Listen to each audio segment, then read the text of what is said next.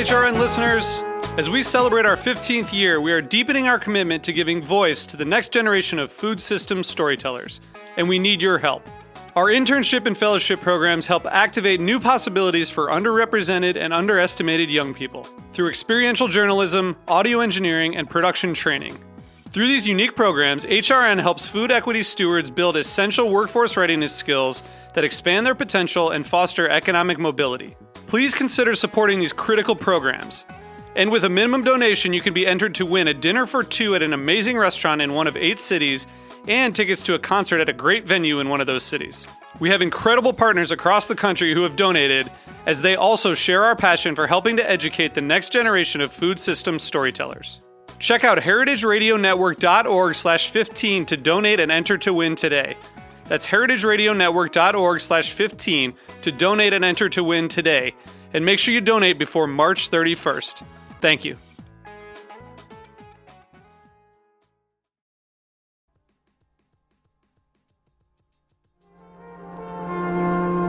Broadcasting live from Roberta's in Bushwick, Brooklyn, you're listening to heritageradionetwork.com.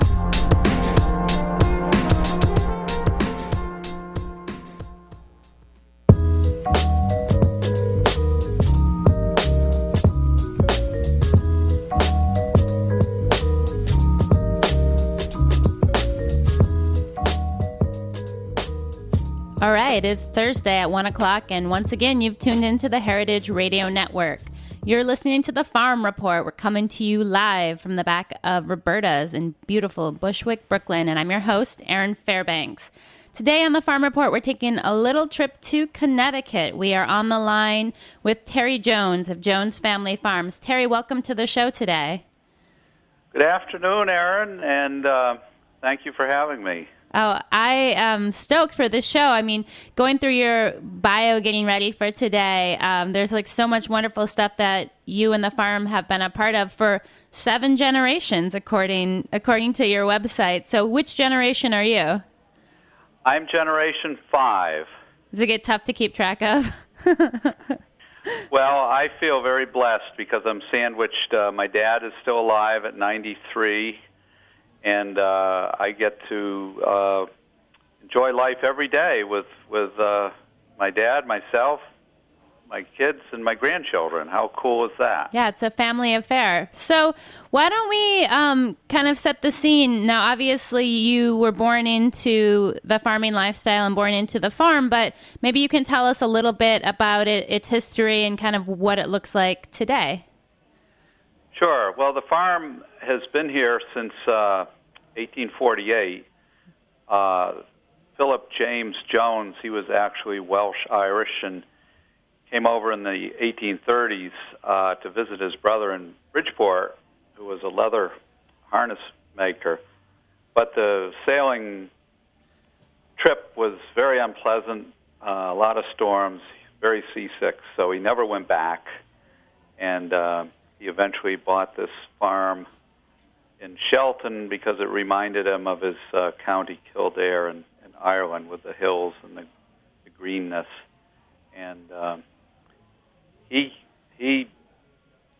pieced together what's now the Jones Family Farm, and his son carried on, and it evolved as times changed into a dairy farm from more subsistence agriculture, and the dairy has now evolved into Christmas trees, which was my dad's first love was forestry, and so he was a pioneer in Christmas tree growing, actually selling his first 12 trees the year I was born in 1947.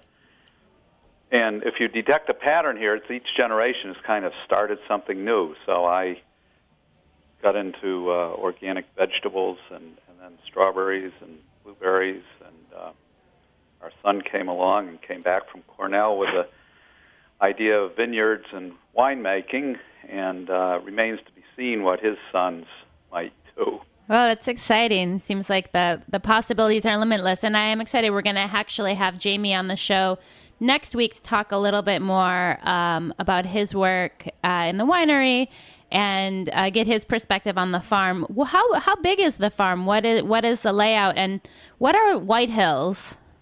Like, what does that mean? Well, the White Hills is a district, like all those districts of Brooklyn, Park Slope and Windsor Terrace and so on. So the White Hills district of Shelton is the more rural. The hills are 500-600 feet above the sea level of the downtown area, and the snow often would stick on the hills and not down along the Housatonic River. So the hills were white, and that's why they call it the White Hills.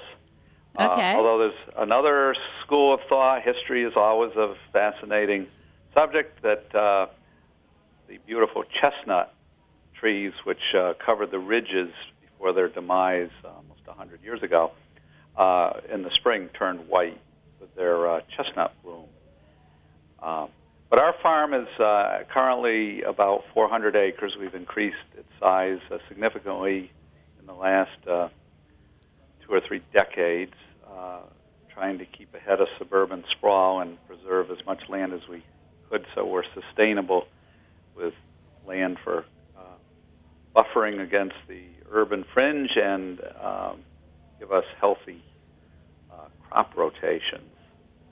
Sure, and it sounds like the farm right now is supporting a number of different generations, and I can only assume a number of different families. So the size, I think also, the farmer to size ratio, I think in Connecticut, it's a little bit, the average farm size is closer to, 90 acres, I think, whereas in New York, it's somewhere just under 200. So you guys are above average for the area, sounds like.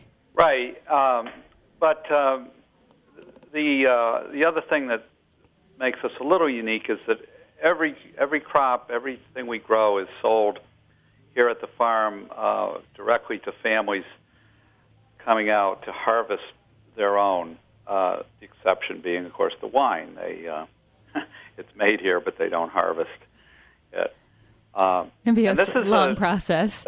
A type of agriculture that is definitely on the increase because it sort of maximizes the profitability, not having a middle person. And one reason it's been so successful here is, I've alluded a little to the generations of the Jones boys, but by far the secret of our success for all these generations have been the women that we have convinced to come and marry us, be our partners, and they reinvigorate the viability of the farm because they've been extremely innovative and attentive to having servicing our customers or our guests, as we refer to them. So it's added an enormous component to the success of the farm, which, by the way, is exactly 80 miles from Times Square. Oh, wow. So not too far. It really isn't. And a lot of, depending on the season, particularly Christmas and wine, we have a lot of folk from the city. So I know that, it sounds like you have a couple of different fruit and vegetable production going, but I've heard that strawberries are your real passion, and maybe you could talk a little bit about, is that come from a love of eating them, or is there something kind of magical for you about the plant or the production cycle that has made them stand out as, your favorite? Yeah, they say, actually, and I just turned 65, and I've been growing commercially strawberries, longer than anyone else in Connecticut, continuously. So I would love to make some romantic story about why they mean so much to me, but actually, although I do consider them the queen of fruits, we sort of stumbled on them in the mid-'60s. I was raising organic vegetables and actually driving them down to Manhattan to a couple of health food stores, which was relatively sparse back in the early and mid-'60s compared to now. And then I planted a few strawberries and had a lot of inquiries in our local area for them. And I found that as modestly popular vegetables were, the strawberries in June just were magic, and people just would scramble to come.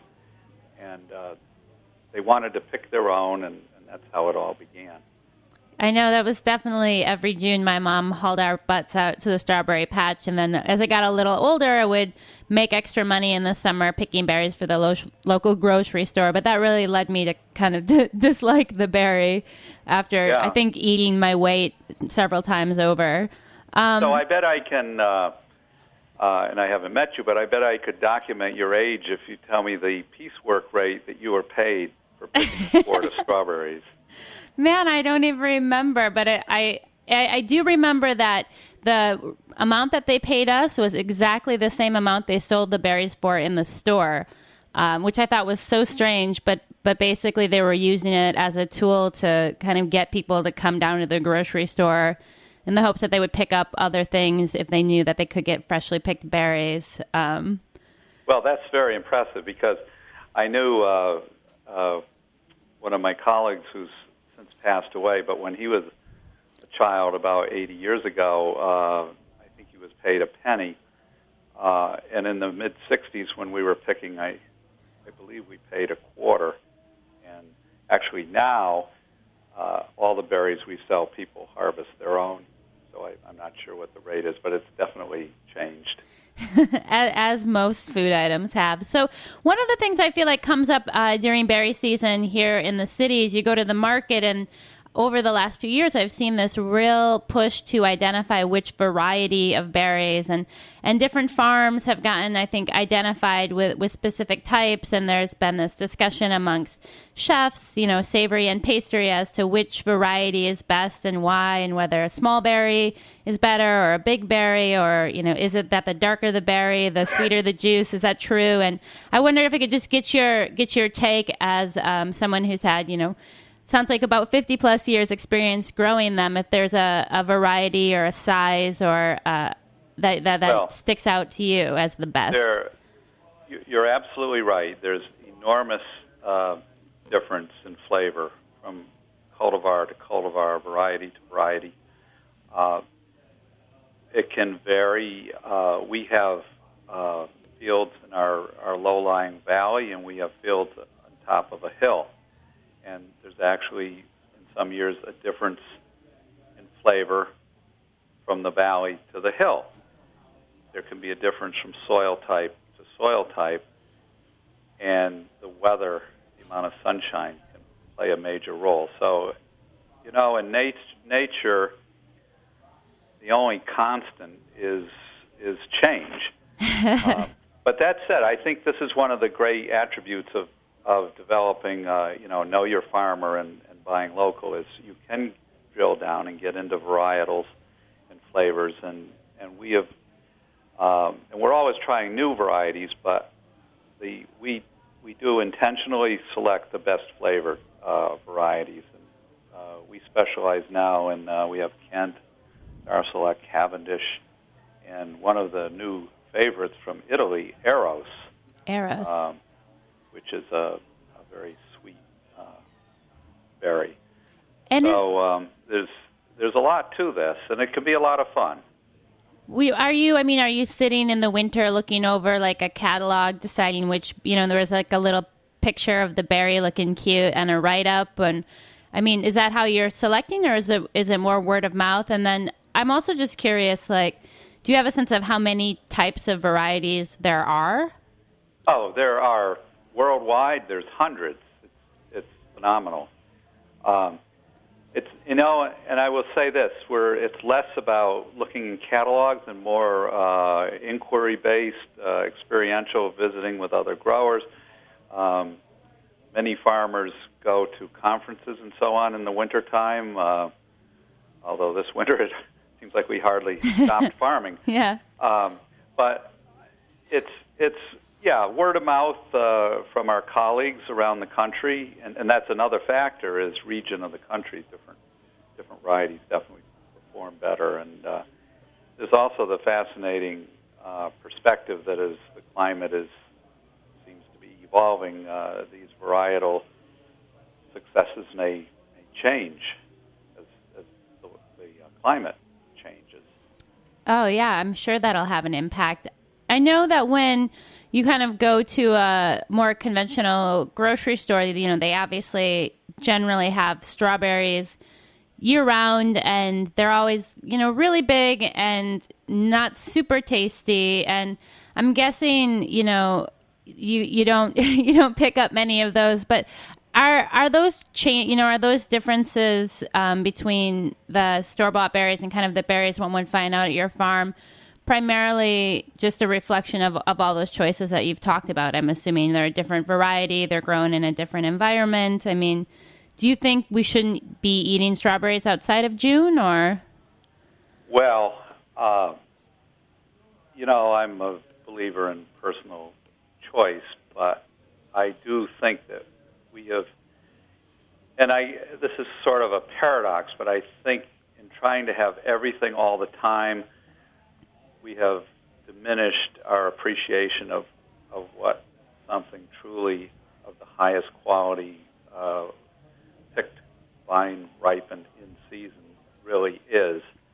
And our family definitely would prefer more seasonal eating. So you're having the peak flavor and the experience. And I do think there is no other crop that we grow that people, our customers, get so excited about just coming out in droves once, the word spreads like magic once the day we open. For berry season? There is simply no comparison. Yeah, I wouldn't disagree with you there. We are going to take a quick break. I know that if people want to get in touch about when stuff is hitting the farm, they can find you at www.jonesfamilyfarm.com. You guys are also on Facebook and Twitter, and so people can check that out. And we'll be back in a sec with Terry Jones of Jones Family Farm.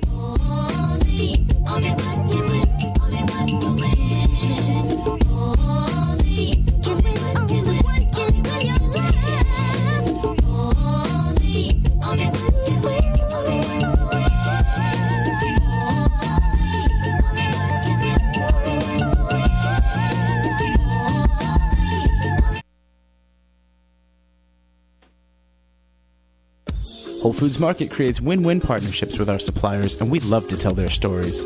Red Jacket Orchards is a family-owned farm in the Finger Lakes of the Hudson Valley that's grown for decades alongside Whole Foods Market. Their apples, pears, ciders, and juices are some of New York's best and seasonal staples for any kitchen. Come have a taste in one of our 6 Manhattan locations. All right, we are back, and we are on the line with Terry Jones of Jones Family Farms. Terry, I want to shift gears a little bit. We got turned on to you through the Working Lands Alliance, and I wonder if you could tell us a little bit about your relationship with that organization. Oh, that would be a joy, because that's an organization that I was, involved in the founding of it. It's only a little more than a decade, 12 years old, and has made an enormous difference in the protection and preservation of Connecticut farmlands.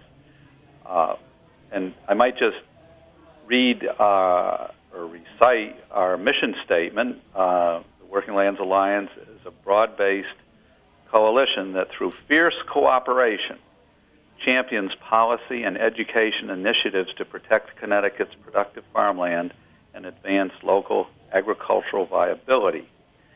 And that in a nutshell, and I want to emphasize the fierce cooperation, because we are governed by a steering committee of a dozen or so folk representing different types of agriculture, many different conservation, environmental groups, university groups, and hunger advocacy groups, and we just work passionately. We leave our egos at the door, come in, and work with fierce cooperation to help Connecticut preserve its precious farmlands. And I should add, we're also a project under the umbrella of the wonderful American Farmland Trust. Oh, yeah, we are big fans of American Farmland Trust here at the Heritage Radio Network. So given this, environment of fierce cooperation and, the need to, I guess, check your ego at the door to work for the greater good, can you give us a sense of, what are kind of some of the main land issues facing Connecticut farmers and how they might differ from things we might see in New York or even be the same? Well, of course, it would depend.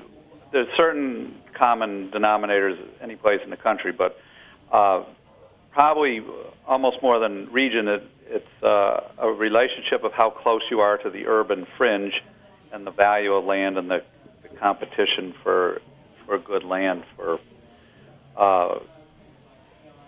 either growing food or paving with asphalt and building homes and shopping centers, all of which has greatly slowed up since 2008. And I think many farmers are feeling less threatened by suburban sprawl than we were. But, we have to take the long view, and eventually that pressure will reemerge.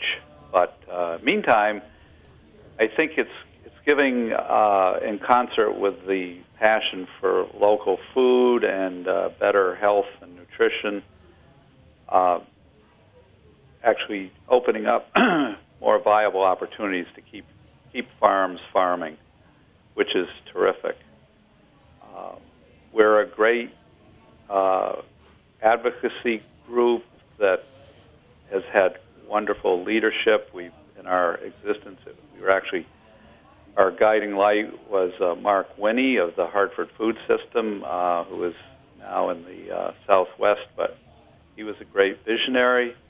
And our first project director, Jeff Martin, continues to work in Connecticut with the university. And we've actually reached out to one of your own in Brooklyn. Our new director is Leah Mayer of Brooklyn, and actually I say we had an international search because she was in Mongolia doing some anthropology research. But we're a big fan of Brooklyn and all the diversity and the brilliant folk that you have, and we're sharing the blessing of having Leah with us. So we're busy advocating for the protection of farms. We're actually about to undertake a very exciting project, the first Connecticut Wine and Cheese Festival that'll be at our farm. Ooh, it sounds like fun. Yeah, so people should keep in touch on that. It's we're definitely within reach of your listening audience to come out and enjoy this. It's going to be great fun, the 22nd, 23rd of September, and it's the very interesting split with the proceeds from this festival are obviously going to our work with farmland preservation, but there's a unique project in the 5 neighboring school districts to improve the nutrition and health and exercise of every kid in this 5-town district. And we are working with them, and this festival will also benefit that effort. It's really, really very exciting. Yeah, and I see here that you have been appointed the Connecticut Citizen Representative to the New England Governor's Commission for Land Conservation, but also in 2011 were appointed by the governor to the Connecticut State Board of Education. And I that seems like an interesting overlay of how to impact education through food and through food education. I mean, is that your primary charge in that role, or how does that relate to your other work? Well, I know the governor wanted a farmer on the board, And I think it was a stroke of genius, not so much because it happens to be me, but because food, healthy eating, nutrition is just a vital part of successful education. A child who's hungry or not well nourished is not going to be a successful learner. And although many kids in Connecticut, obviously that's not a big issue, there are many where it is a big issue. And so we're working, and my colleagues on the state board are extremely sensitive to this. So having my other leg in Connecticut agriculture, we're working at ways to expand production of fresh foods, and not just fruits and vegetables, but meats and dairy and cheese and all that, so that school and lunch programs and breakfast programs can really drill down and get every kid having a really healthy, successful, nutritious meal.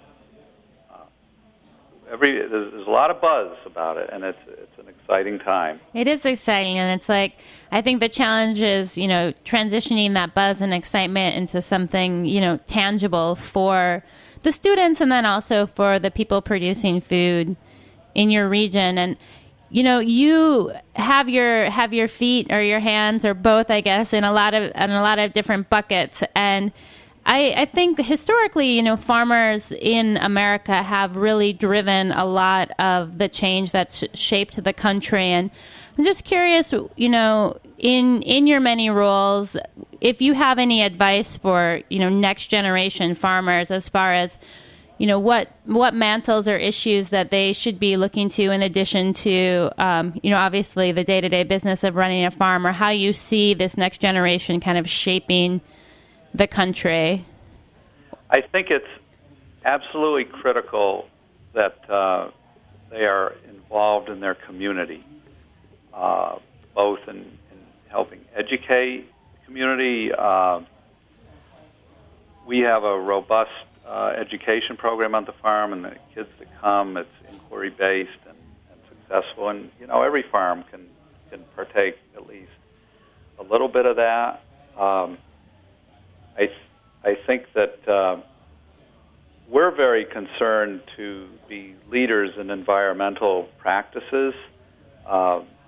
We're, particularly, and it really was the first Philip Jones, who was Generation 1 here, who said, "Be good to the land, and the land will be good to you." And we have an almost maniacal focus on the health of our soils, and our, composting, and building the quality of our soils, which is the best antidote for those vagaries of the weather and the extremes that we seem to be finding, whether it's extreme wet or extreme dry. We seem to be on this roller coaster.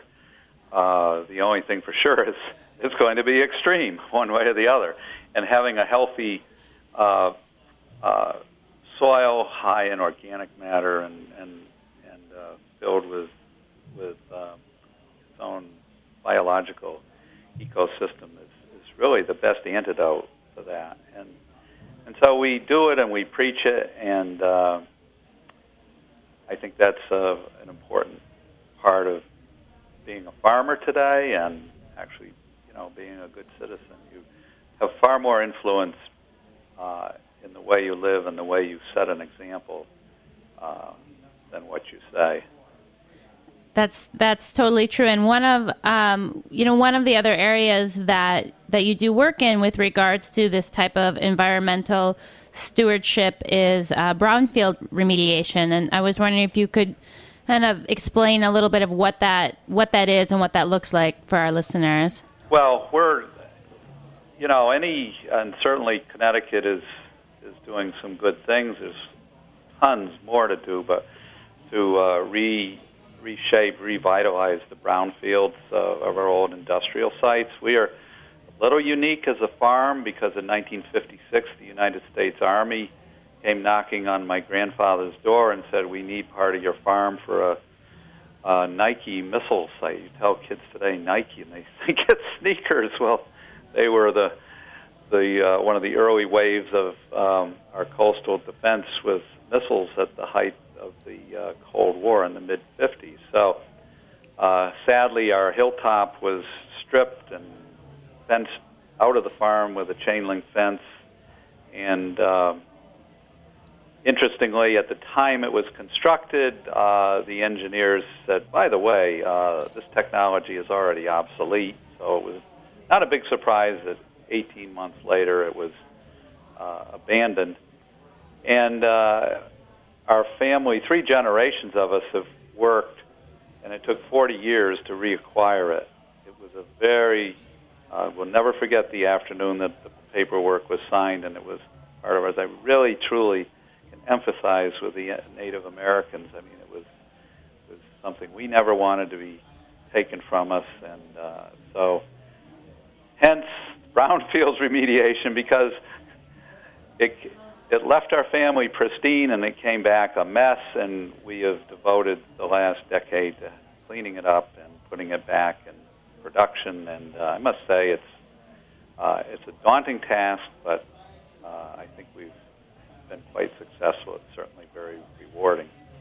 Wow, fact, that is a crazy story. Not to steal the thunder, you'll hear more next week, but we took the old mess hall, and that's the wine production area after it was remediated and rebuilt. But that's, I think, maybe unique. Yeah, unique to your farm, I'm sure. Well, we are just about out of time, but I had kind of one final curiosity. You know, being that the farm has been in operation since 1848, I'm just wondering if there's any kind of interesting old equipment that is still kicking around, maybe in use or maybe not in use, that might be a little specialized or unfamiliar to the average farm folk that you could share with us?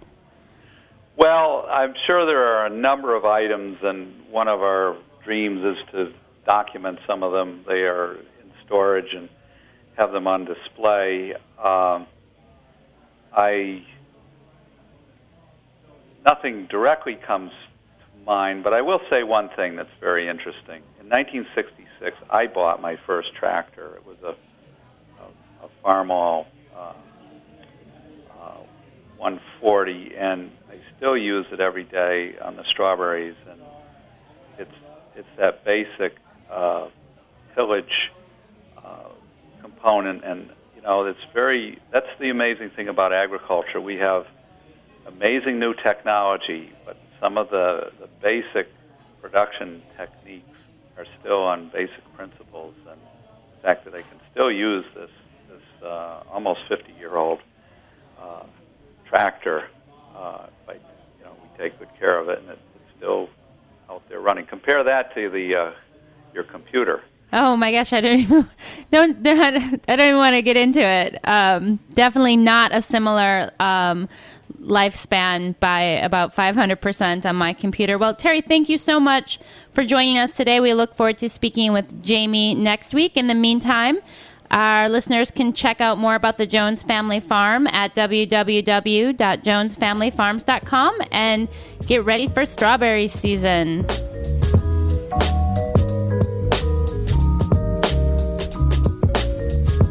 Thanks for listening to this program on the Heritage Radio Network. You can find all of our archived programs on heritageradionetwork.com, as well as a schedule of upcoming live shows. You can also podcast all of our programs on iTunes by searching Heritage Radio Network in the iTunes Store. You can find us on Facebook and follow us on Twitter for up-to-date news and information. Thanks for listening.